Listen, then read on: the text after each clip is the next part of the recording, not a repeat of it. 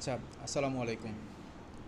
আজকে আমরা vanishing point নিয়ে একটু কাজ করব। তো ভ্যানিশিং পয়েন্টটা কিভাবে কাজ করে এবং এটা দিয়ে কিভাবে আমরা ছোটোখাটো মকআপগুলো ডিজাইন করে কাজ চালিয়ে নিতে পারি সেটা আমরা দেখতে পারি। হ্যাঁ, বিশেষ করে আমরা কোনো একটা সারফেসের উপরে কিভাবে আরেকটা অবজেক্টকে নিয়ে এসে ওই সারফেসের পৃষ্ঠতলে হচ্ছে দেখতে কেমন লাগবে সেই জিনিসটা আমরা ভ্যানিশিং পয়েন্ট দিয়ে করতে পারি। তো একটু খেয়াল করেন, আমরা এখানে একটা কাজ করে রেখেছি স্যাম্পল হিসেবে। আমাদের এই ধরনের কাজগুলো আমরা একটু দেখব কিভাবে করতে পারি। আমি স্টেপ বাই স্টেপ প্রসেসটা আপনাদের সাথে একটু শেয়ার করে নিচ্ছি। আমার এটা ক্লিন করে নিচ্ছি। এই যে বিল্ডিং যে এরিয়া লেখাটা দেখতে পাচ্ছেন, এই লেয়ারটার উপরে অর্থাৎ এই পাশ থেকে শুরু করে এই অংশটুকু পর্যন্ত আমরা হচ্ছে একটা অবজেক্টকে প্লেস করব। ঠিক আছে? তো প্লেস করার জন্য একটু খেয়াল করেন, আমরা আগে একটা লেয়ার তৈরি করে নিলাম, ওপরে একটা লেয়ার তৈরি করে নিলাম। এই লেয়ারের উপরে আমরা যেটা করব সেটা হচ্ছে ভ্যানিশিং পয়েন্টটা তৈরি করব। তো ভ্যানিশিং পয়েন্ট তৈরি করার জন্য আমাদেরকে যেই অবজেক্টটাকে এটার উপরে প্লেস করব সেটাকে আগে আমাদের সিলেক্ট করে কপি করে নিতে হবে। তা আমি এই যে আসলাম, আমার এখানে কিছু আমি টেক্সট তৈরি করে রেখেছি আগে থেকেই, প্রত্যেকটাই আলাদা আলাদা টেক্সট আর কি এখানে। তো ধরেন আমি এই যে ফার্স্ট যেই টেক্সটটা আছে এই টেক্সটটাকে যদি আমি এখান থেকে হচ্ছে কপি করতে চাই, আমি জাস্ট টেক্সট লেয়ারের উপরে আসলাম। ওই টেক্সটটা যেই লেয়ারে আছে, এই যে টি যেখানে লেখা আছে এই এরিয়াতে টেক্সটের থাম্বনেইল যেটাকে বলা হয়, এই থাম্বনেইল এরিয়াতে ক্লিক করলাম এবং এখান থেকে সিলেক্ট পিক্সেল করে দিলাম। হ্যাঁ, খেয়াল করে দেখেন আমার টেক্সটটা সিলেক্টেড হয়ে গিয়েছে। এখানে এটা আপনি যে কোনো অবজেক্টের উপরে করতে পারবেন, যে কোনো অবজেক্টের উপরে। সো এখানে আমি কন্ট্রোল সি দিয়ে কপি করে নিলাম। এবার আমি আমার ইমেজে চলে আসি। আসার পরে এখানে এই যে লেয়ার, নতুন যে লেয়ারটা নিয়েছি এই লেয়ারের উপরে আমি সরাসরি ফিল্টার দিয়ে ভ্যানিশিং পয়েন্টে সিলেক্ট করলাম এবং এখানে আমার আগে থেকেই ভ্যানিশিং পয়েন্টটা সিলেক্ট করাই আছে। তো আমি এই ক্রিয়েট প্যানেল টুল, যেটা এই প্যানেল টুলে সিলেক্ট করে এটাকে ব্যাক স্পেস দিয়ে আমি কেটে দিলাম। এখন আমি যেটা করছি, এখানে নতুন একটা ভ্যানিশিং পয়েন্ট তৈরি করে নিচ্ছি।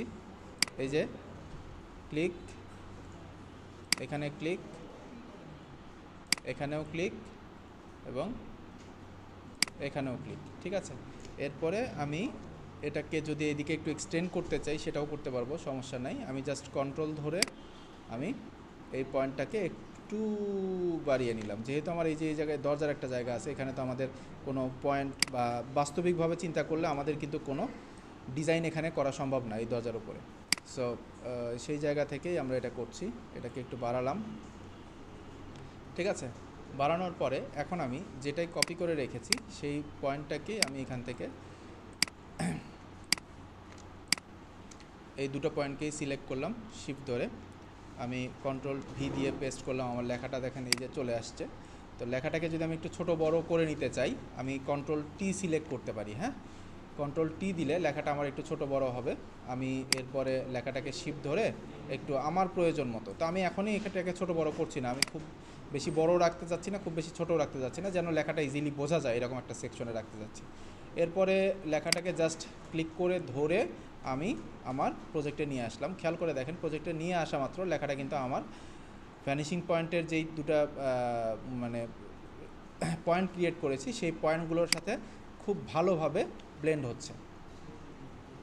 আমি এটাকে কন্ট্রোল জেড দিয়ে একটু পেছনে যে আমি আরেকবার একটু করছি। এটাকে নিয়ে আসলাম, নিয়ে এসে ছেড়ে দিলাম। দিয়ে এই যে দেখেন দুটো পয়েন্টের সাথে খুব সুন্দরভাবে আমার ব্লেন্ডটা হচ্ছে। এসিওটাকে আমি একটু এই পাশে রাখি এবং এক্সপার্টটাকে আমি চাইলে এটাকে নিচেও রাখতে পারি, এই জায়গাতেও রাখতে পারি। ওপরেও ভালো লাগছে, নিচেও খারাপ লাগছে না মোটামুটি। হ্যাঁ, এই করে দিয়ে আমি জাস্ট ওকে করে দিলাম। খেয়াল করে দেখেন আমার অবজেক্টটা কিন্তু এখানে প্লেস হয়ে গেছে। আমি চাইলে এই জায়গাতেও প্লেস করতে পারতাম, কোনো সমস্যা নেই। কিন্তু এখন যদি আপনি নিয়ে যান, এখন কিন্তু আর কাজ করবে না। খেয়াল করেন, ওটা ভ্যানিশিং পয়েন্টেই শুধুমাত্র কাজ করবে। আচ্ছা, তো এখন এই অবজেক্টটাকে ধরে আমি এখান থেকে ব্লেন্ডিং মুডটা, এটাকে আমি একটু মাল্টিপ্লাই করে দিচ্ছি। মাল্টিপ্লাই করে দিলে যেটা হবে, নিচের লেয়ারের সাথে ও ব্লেন্ড হবে, কালারটা ব্লেন্ড হবে। আমি বিভিন্ন কালার এখানে ট্রাই করে দেখতে পারি।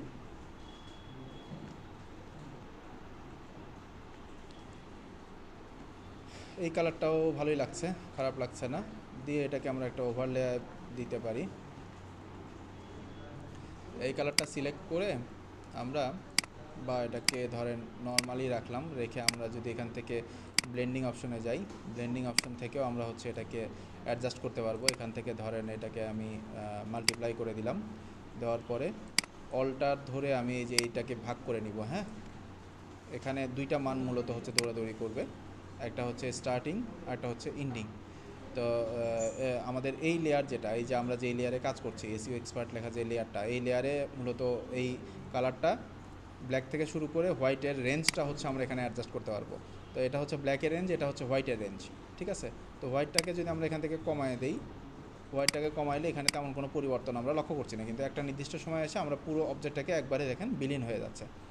আচ্ছা, তারপরে আবার আমরা যদি এখানে ব্ল্যাকের পরিমাণটা এখানে অ্যাডজাস্ট করি, একটা নির্দিষ্ট এরিয়া পরে এটা অ্যাডজাস্ট মানে বিলীন হয়ে যাচ্ছে একবারে।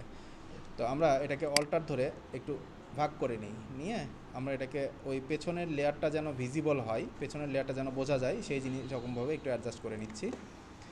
একইভাবে আমরা হোয়াইটের ক্ষেত্রেও করছি। হোয়াইটটা এখানে খুব একটা মেজর রোল প্লে করতেছে না, যার কারণে হোয়াইটের খুব একটা পার্থক্য এখানে চোখে পড়ছে না।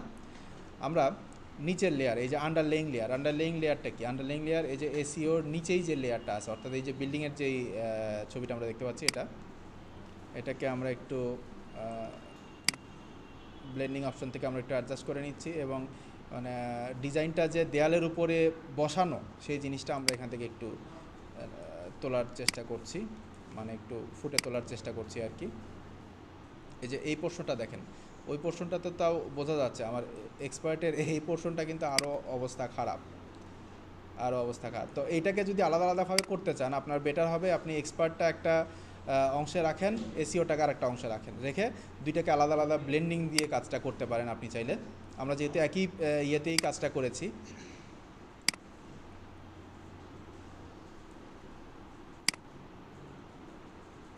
সাদার অংশটাকে আমি একটু অ্যাডজাস্ট করি, কালোর অংশটাকে যতটুকু অ্যাডজাস্ট না করলে না, ততটুকু রাখছি, আমি ওকে দিয়ে দিলাম। সো এখন এটা হচ্ছে আমাদের ফাইনাল রেজাল্ট। আশা করি আপনারা বুঝতে পেরেছেন। আর ছবি সিলেক্ট করার ক্ষেত্রে অবশ্যই একদম হাই রেজুলেশন ফার্স্ট ক্লাস ছবিটা সিলেক্ট করার চেষ্টা করবেন, বিশেষ করে এই সকল কাজের জন্য, ঠিক আছে। যদি না পারেন সেক্ষেত্রে ছবিটাকে আপ স্কেল করে নিয়ে তারপরে কাজ করাটা বেটার, কারণ এই সকল জায়গায় পিক্সেল টু পিক্সেল খুব মানে ভ্যারি করে। তো এই তো, ধন্যবাদ। নেক্সট কোনো ভিডিওতে আপনাদের সাথে কথা হবে।